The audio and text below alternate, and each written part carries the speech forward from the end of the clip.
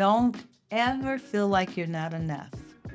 And by that, I mean, Rhonda and I went through a period where we didn't think we had enough, that the two of us wasn't enough.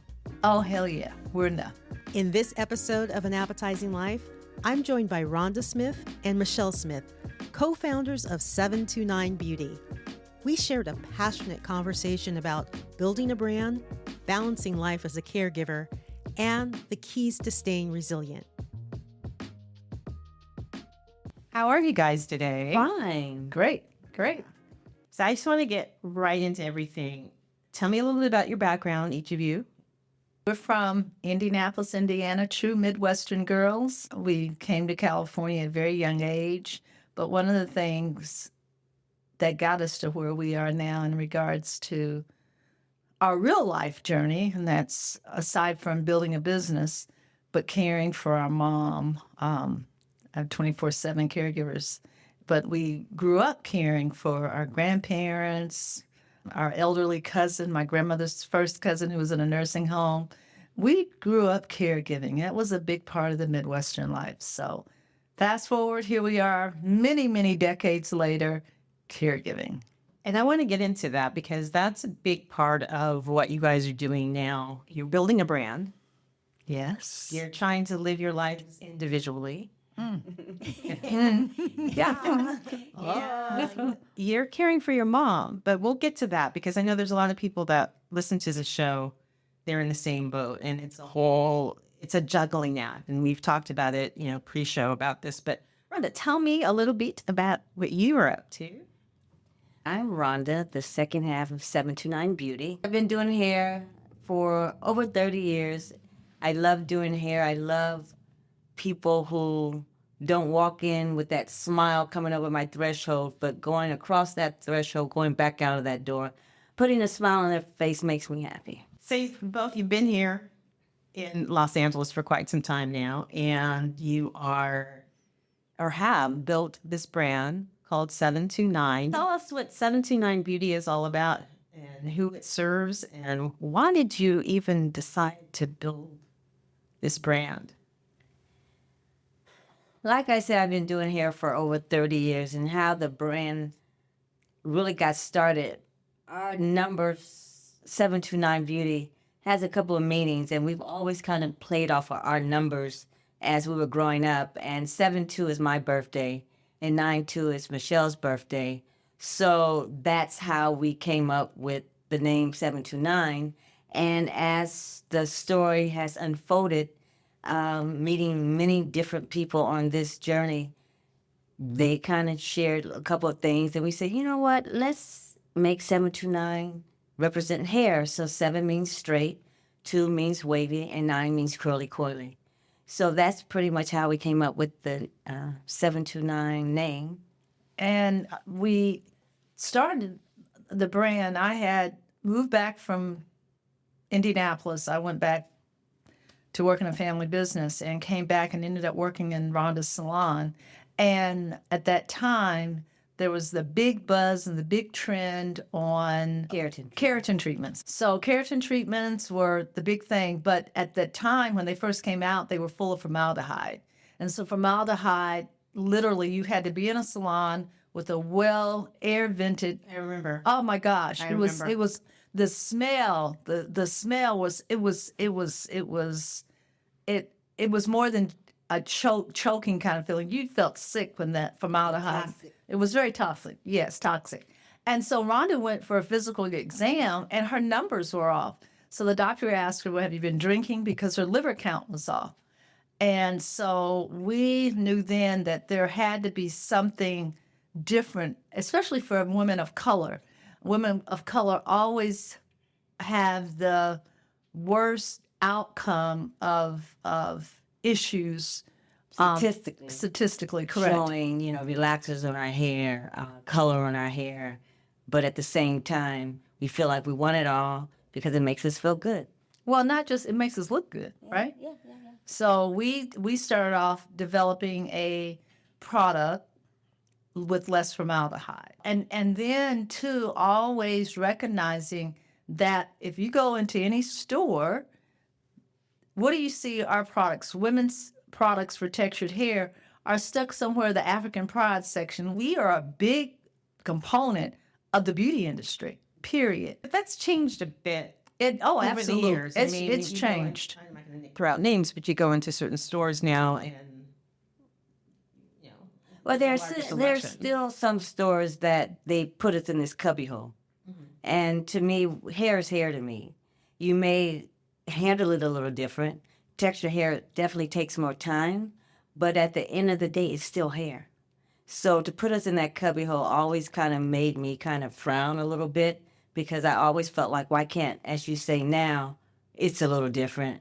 We're all on the shelves together, because they finally realized hair is just hair. And to your point, Lisa, I think in the past, especially since COVID, people had time to be at home and to study the marketplace and to really understand the data that's out there about how much we actually spend and the importance that we bring to the table, but difficult to be at the table. So the conversation, for those that don't look like us, has really been, how do I get to that table? How do I understand to market to them? That's really been a conversation. And so thank God for the strength of people of color. They said, no more. We're not doing it that way. We're putting our brands, we're making our brands, and we're going to get into the marketplace. And thank God for the internet, because you don't have to use the traditional, the old way of marketing things. And so these brands have gotten discovered, and brands that are made by us for us, which is really important. So that's a big part of 729 Beauty. So let's talk about just starting a business for people out there who are thinking about it. And you've been on a big journey, because I've followed along. I've helped here and there. You've helped a lot. What do you see? I don't know. What do you want to tell people about just getting started, from ideation to, execution, I would say? It's a long road. But one, I always feel like it's like a cliche saying, don't give up, and really don't give up. And it's a lot of research, a lot of meetings, and listen to everybody, because every man is your teacher on the journey. I think you really have to have confidence in yourself and what your journey is. Understand the journey. Understand who your market is. Don't ever feel like you're not enough. And by that, I mean, Rhonda and I went through a period where we didn't think we had enough, that the two of us wasn't enough. Oh, hell yeah, we're enough. And I mean that because often you get involved with people who want to change the direction. They want to change the direction of your brand. They want to change not just the creative direction, but, the product development aspect. And often people want to take your joy. They want to take the joy from you. So you have to be very confident of who you are, who your market is, and exactly what your brand. So when people look at 729, for example, and Lisa, you were a big part of us developing our logo. Our logo tells our story. So if you look at our logo, the 729, so the 7 is outside of the drop. 7 is straight hair because it requires less moisture and less hydration. The 2 is wavy, it's in the drop, and the 9 is curly coily. It's in the drop. So the 2 and 9 are in the drop on purpose, because that hair texture requires more hydration and moisture. So when you develop your brand, your colors, let them have meaning to you. Your logo is so important. Your logo is important, but I'm going to add one more thing to all of that you said. You have to know who you are at this moment in time. So if you have to go back and reevaluate your values, what your passions are, what moves you, because those things need to be in place before you take action on taking deals with people or building out your business. Because if that's not in alignment, and you guys know that, Oh, absolutely. there's no reason to do it. There's no reason at all to do it. And you've been in that situation. Yes, we have. We really have. We've led, And let me say this, you know, we started this with me staying up to, you know, 3 and 4 in the morning writing a business plan. And now keep in mind, I'm not a hairstylist. Rhonda is the master. So what does Mom always say we are? You're the 1-2, and I'm the punch. Okay, so my mom always said those words, and that is true because I'll take the lead, but I call her can't. the engine. She's the engine. I'm the caboose. I can't do certain things. Like I can get everything done. I'm not a hairstylist, but that doesn't mean anything either because there are a lot of lines that are out there People right think now. she's one of those in-home hairstylists. The kitchen hairstylist. The kitchen Okay. hairstylist. So, but I have to do it with her approval, so to speak. But if you're not in alignment with what your point is, Lisa, you're easily swayed, or maybe not easily swayed. You may be swayed, but you may go do it with a fight. Don't let anyone sway you. You have to trust and believe your gut. And always take the beat. You know, I always say, you know, sometimes we should have just taken that beat and just kind of went back to the table and reevaluated things. And I think if we would have done that, we would have kind of just paused and kind of stayed. Probably made some better decisions. Yeah. What it could have, should have, but it's okay. It's If you learn. Yes, can't dig up those old barns. Wasn't doing any good. I want to roll back because something just popped in my head as you were talking. You guys are in a partnership, but you're also in a life partnership as sisters. Just trying to run a business with a partner is a lot.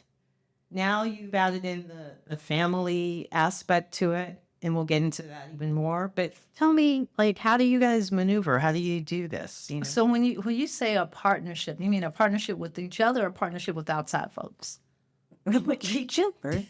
Sure, what? With each other. Like sister. Well, no, okay, well, so that's good because we did have other folks that were involved. Okay, so it's sisters. That's a bad interviewing technique. Okay, sorry. You as sisters And family. Okay. We cuss each other out every day. No kidding. People find our relationship kind of Different. Unique. unique in a good way because we're truly best friends. We. Oh wow! Well, at least I. Wait a minute. I don't mean to interrupt them. Let you finish that, and I'm going to come back to your moment there. Continue.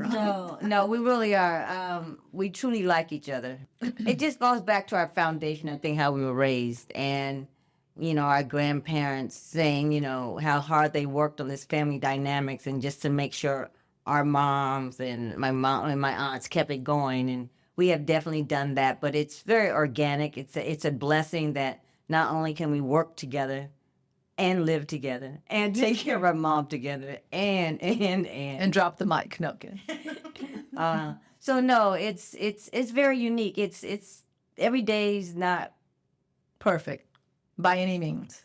but most of the times, You know, we don't, you know, we'll have we may have a beef about something, but it's really just that something, and we just go on. We keep moving, and I thank God for that. I thank God that He's instilled, you know, just not from my mom, but from our dad's side of the family as well. Absolutely. We understood family, the importance of family, and so to see my mother and her 4 sisters, the dynamics between them, just and it was a pecking order. There was an order of respect for one another. And so they would sit around their dining room table, and this was all their lives on a Sunday, and they sit around that table all day and laugh, and they didn't need anybody else, just themselves. But people always wanted to come to my grandparents' home. I mean, that it was an open door kind of thing. And so there was always company, and the sisters were always laughing and happy and talking mess. You know, they sit around that table and they talk so much mess. It was so much fun. So I think we saw that. And then we saw as our grandparents aged, we saw the caring that went into making sure they were comfortable. And so it's what we knew. You know, my dad would drive us every summer. We went to see our family in Michigan, and you know we had in Freeport, Illinois, exactly, and Saginaw, Michigan. But really, it was so important, the family dynamics. And so this is here we are, and then we moved to California, and we don't have that that village of a family.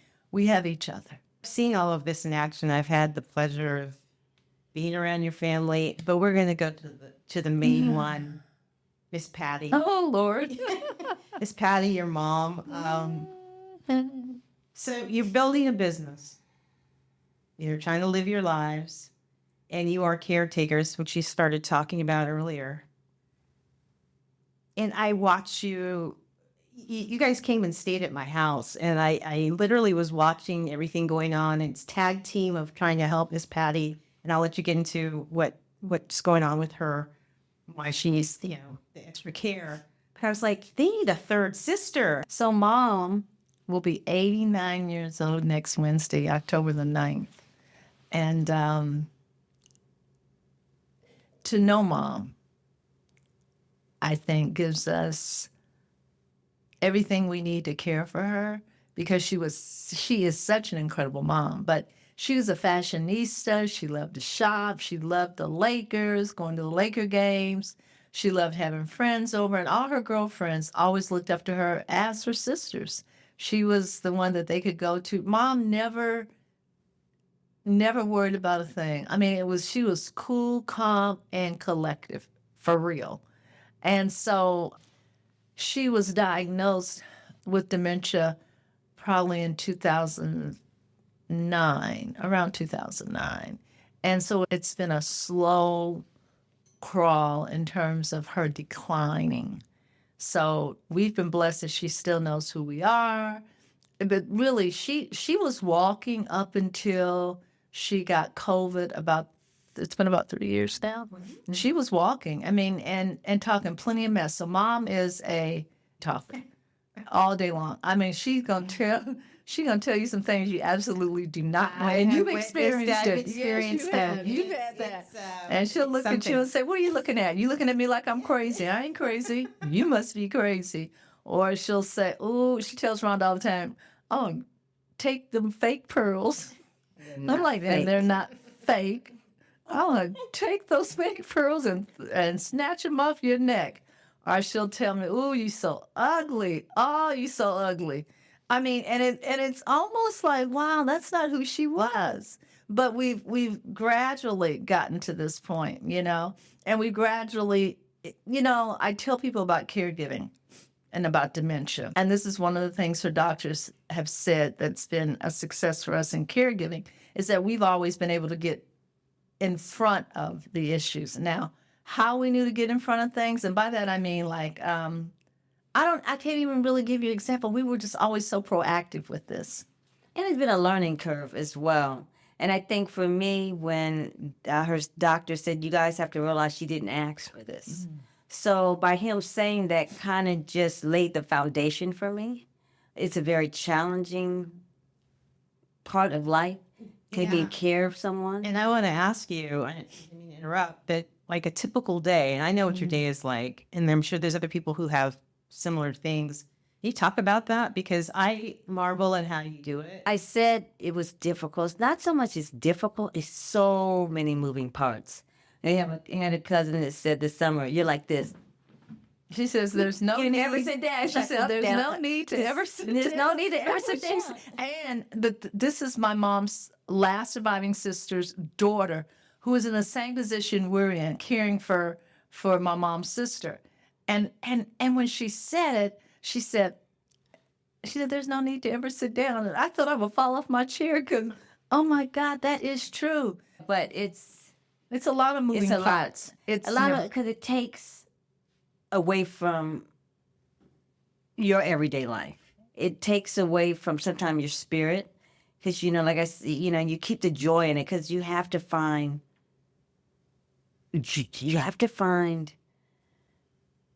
somewhere down inside. You have to just dig up inside and find that extra every day. You think you're gonna go to sleep, and it's like, not tonight, you're not. Call 911. Run away in an emergency. I mean, really, that's so. So when you say, "How do we do it?" Through the grace of God. It really, some days I really think, I don't even know if you're really, you don't. I know we have thought this out. I know that there are things that, like, And it's been, like I said, a learning experience, learning how to put that extra pillow behind her back to make her comfortable, or knowing when to, okay, it's time for her to go to the bathroom because she's non-ambulatory now, so she can't walk. So when I say we're hands-on for Tootie to Rudy, I mean, everything we do for our mom. And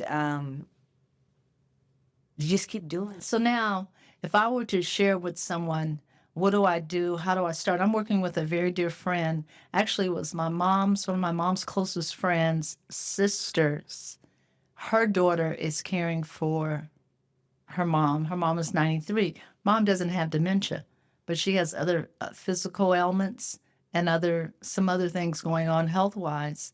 And the first thing you really have to do, you have to assess your situation. One, you have to have a good medical team. Two, so you have to have a medical team that really understands. And Rhonda and I are very different. Our personalities are very different. I was very much in denial about my mom's dementia. I did not want, I didn't even know how to face that.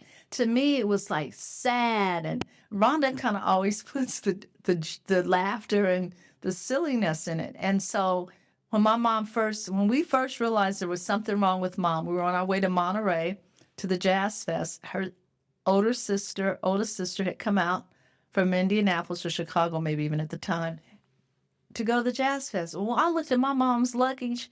She didn't have one matching outfit. Now, this is a woman who could pack a bag, outfits laid out, just perfection. She didn't have one shirt in there to match the pants. So we knew something was wrong. So you first really need to assess your own personal self and go, okay, am I ready for this? And well, that was your part. My part, my mom and I were playing cards, and we would always play cards. And she was always quick with her numbers. And this day she wasn't. And I said, there's something wrong. And I called you because I was here, you were in Indiana. And she was right. She was really in denial.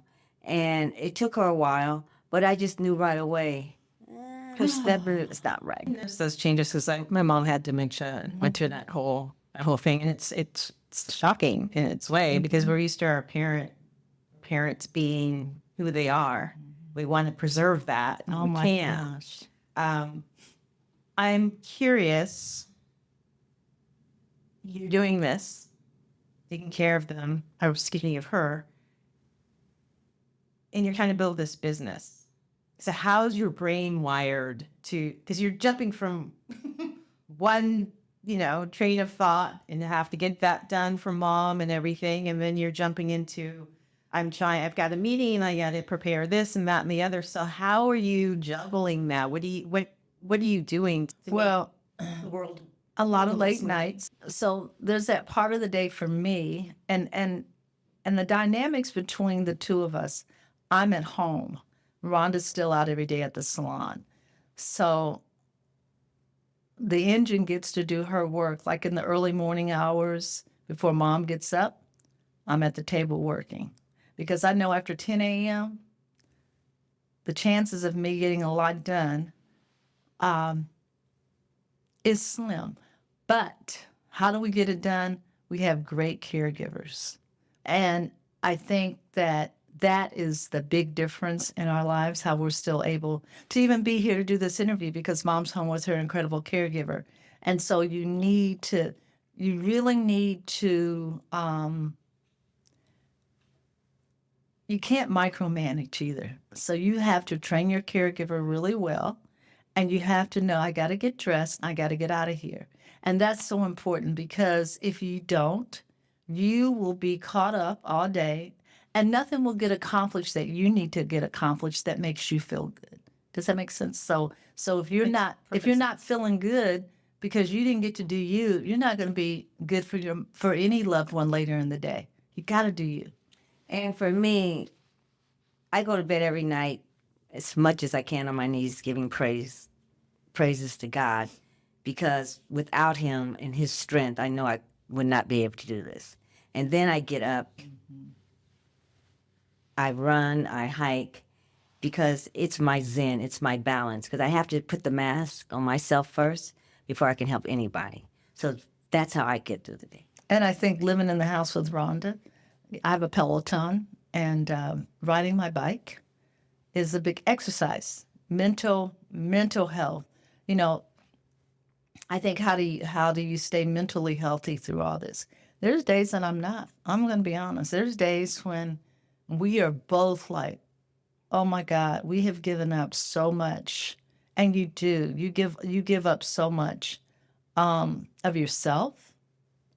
You get neglected. That's a real reality. You do. You give up a lot of yourself. So this is not for everyone, and I understand some people can't do this. Some people cannot. And people say, well, would you put her in a home? I'm like, a home?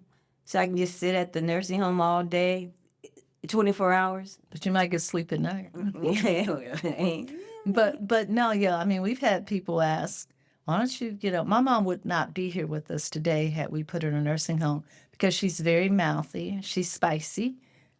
She's very spicy. Her words are not pleasant. Helping someone stay afloat and keeping their head above water is not an easy task. No. But it's a loving task, and I love doing it and do it with joy. Yeah, because I mean, hopefully one day the baton will be passed down. Yeah, I think too. You have to decide that this is what I'm going to do. This is what I am doing. This is what I have been called to do. See, that's me. I know it's a calling. You have to understand It's that. a calling. It's definitely. You can't do it with resentment. You can't do it with why me. You can't have a pity party. You have to really understand your journey. And if you don't do that, you might not. You're not gonna make it. They're not gonna make But it. that's such an important thing to tell people because, until you're in it, you don't know. And then you're grasping for straws and saying all those things. You're, why me? Why did it happen?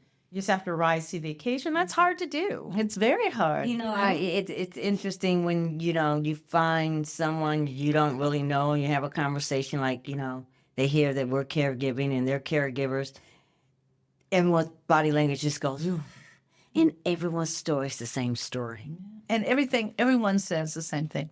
This is really hard. Right, everyone says the same This thing. is hard. And so imagine mom takes only 2 pills a day because we tried the medicines that are for dementia, but all they did was make her like, A zombie. yeah.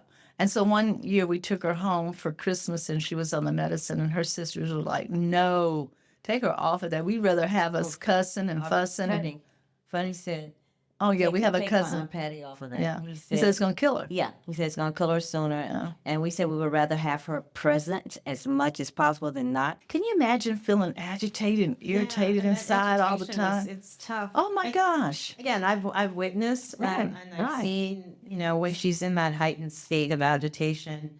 And I have to use the word marvel at you guys because No, you thanks. just let it roll over or whether you'll make a joke and try to make her laugh or try to make, whoever's in the room laugh. When we have gone back and forth through to the hospital and one of the therapists said, music. And sure enough, you put the music, her and Shelley, when I'm at work on Saturdays, they have their Concert Saturdays. their Motown specials, and you'll see her little foot just tapping. And she sings along. Yeah, she and sings she along. sings And I've along. seen her. Uh-huh. Yeah, so it's just amazing, through that journey, she's still in there somewhere. A lot of her is still in there. A lot of her. Like my aunt said, now, Patty, some of this is not the dementia. Some of this is just who you are. So that's part of the fun part. One of the things that we decided early on, that we would keep her like she liked to keep herself. Yes. And that, like, she always believed a woman needed a little blush and a little lipstick. She went to the beauty shop back then. It was a beauty shop, not the salon, but the beauty shop. She went every Thursday faithfully. So thank God my sister's a hairstylist. Yeah, she always looks flawless when I see her. Right. She's actually, mom's a beautiful woman. She's like, I look at her sometimes like, you're almost 89. There's not one wrinkle in her skin. I call her Sleeping Beauty. She likes to sleep. So a big part of the journey is keeping her who she is. And also I'll tell the audience is, and I know in some parts of the country you can't always get outside, but if it's wintertime, if you can, weather permitting, take your loved one out for a ride. Change the atmosphere, change the scenery.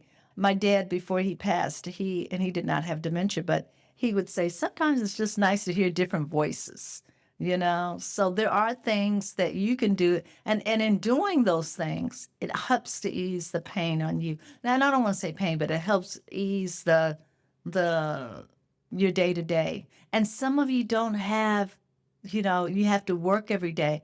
And it's very difficult. So what I strongly recommend, Lisa, is that people understand and find out what programs that are there that can support them in their journey with their loved one. Because there are things out there that can be done. It might be respite care, which is someone that can come in and just relieve you as a caregiver.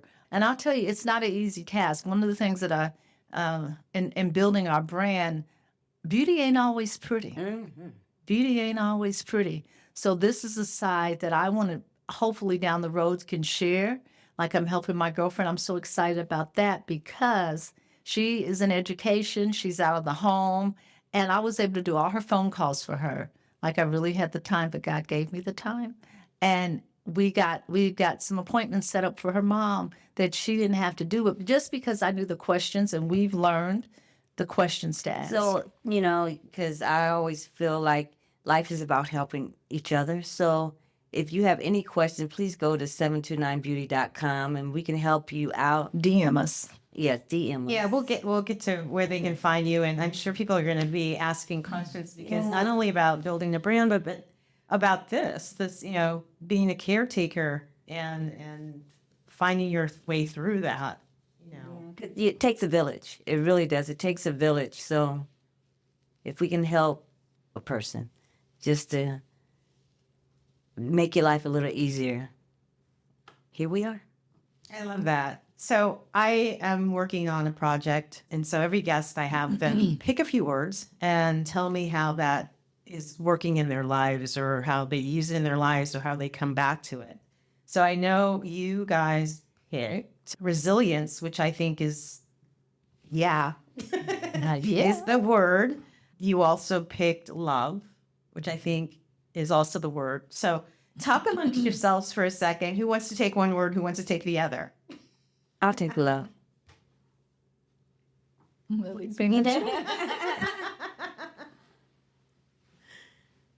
I think love is one of the best gifts that you can give someone, is to love somebody and love them unconditionally. Because I'm a true believer, it's what you put out there, it's what you truly give back. And I love loving, and I love to get loved.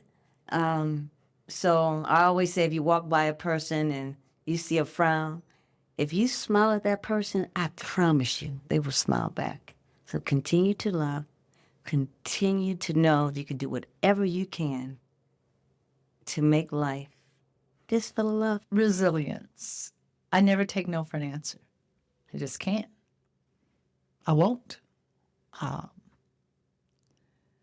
In regards to building a brand, oh my gosh, this journey has been, and it's been 2013 we started this. And Lisa, you've been with us every step of the way. It's almost unbelievable. And through that, a true sisterhood has been built. So it wasn't just about, you've been in Rhonda's life long, oh my gosh, before Nina was Longer, born. yeah, my daughter's 29 tomorrow. Yeah, wow. Yeah, 29. So longer than that. Longer than that, Yeah. yeah. So being resilient, knowing, and I thought about that word, and I thought about where we are, and I thought about, Rhonda said earlier, just keep going, never give up. That is some kind of tough sometimes. That is hard. And then you stop and you go, okay, If I don't have the resiliency to keep going, then what am I going to do? You know, what what's will I the do? choice? What's the choice? What does that look like? Yeah, what does What- that look what- like? what- What what- does that what- look like? Well, it would right now. It would look like right now. If I just stopped, it would look like right now. Like, and so, you know, so from building the brand and knowing the need for it, there is such a need for women of color to be, you know, to know that we are unapologetic beautiful, unapologetic smart, unapologetic sassy. You know, we don't have to apologize if our head goes side to side, so what? You know, we are the driving force behind so many things. And when it comes to caregiving, we've been caring for folks for centuries, literally. We've been in the cotton field with babies on our hips, back to the kitchen with somebody else's baby caring for. That's resilience. To know who we are as women and not to allow anyone to tell us anything different. I am proud, and you probably can hear it. I am resilient. The brand is resilient. Our caregiving is resilient. And as long as we rely on one another, there's nothing we can't do. I think I need to run for office. No, It's a ring for office. You got my vote. well, no, really, it's you know, I chose that word, but the reality is who we are. It's who we are. It's simply who we are, and not just us, and not just you, but I mean, there's a plethora of women that look like us that are doing big things right now, and we have to continue to support one another. And I just pray that we soon see the fruits of our labor, and that our brand comes to your doorstep or to your internet or your IG, that you really see, oh my God, these girls have finally launched their brand. So that's a perfect segue into, can you tell us what's next on the horizon for 729, or talk around it at least? I will say this, and talking around it, we started on one journey for the brand, and real life happened. So my mom and our love for her and being resilient to caregiving, we kind of put the brand, it sort of got put on the back burner. It always was right here, but we didn't get to follow through like we wanted the fire to. never went out completely. The fire never went out. And so now, when we first started in the market and researching the market, it was really about, and it still is about textured hair. But Well, wait a minute. Yes, you didn't think you would be doing, but you knew you were going to do it. I know that's well, so let me cryptic. say that we did know we would, because when we go back and look at all the research that we did on the brand and launching the brand, this segment of the brand was right there. It was right there. I'll be launching some. Yeah, you'll be launching something soon, but Yes. I think what I'm getting at is you may start something and put it on the back burner and end up, what you just said, circling back to it, and that's where you should have been in the first place. Yeah. That's all I'm going to say. And we respect that, and we know that you know. So yeah, we're happy about where we're going, and it's interesting. It's coming full circle. It's your journey is full circle, and that's where we are now. Yeah. And you have to keep that fire lit. You have to keep that excitement, the anticipation, all of that, the fear of the unknown. And I don't like to use the word fear, but there is. It's like, oh gosh, is this going to work this time? And but what I will say to you, through all the ups and downs, I feel like our feet are truly rooted, not planet rooted, and that we know who we are, we know what we can do. And so where before I think we listened to some people we should not have listened to, but now we can move forward in a very positive light because we know who we are. And we know what the brand stands for. It gave us resilience. Those bumps gave us, like you said, what not to do. And Love. love. It gave us love. Love for our brand, love for the beauty, love for other people, Love for the journey. love for the journey. So you just came full circle with the words, the love, the resilience, because that is what you guys are. I think Thank you. that's exactly what you are. So where can people find you? How can they reach out to you? So we primarily use Instagram now. So IG would be, and we do have Facebook as well, but right now IG until we further build our YouTube channel and our website and our tutorials. Yeah, just hit him up on in Instagram, I think. Yeah. Is the place to Yeah, be. I think so. Yeah, I think that's what she was trying to say. In a roundabout way.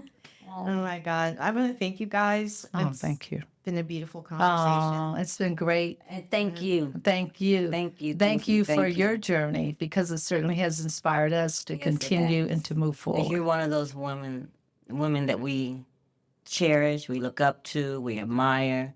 You know, and looking at you helps us kind of continue to climb the ladder. So thank you.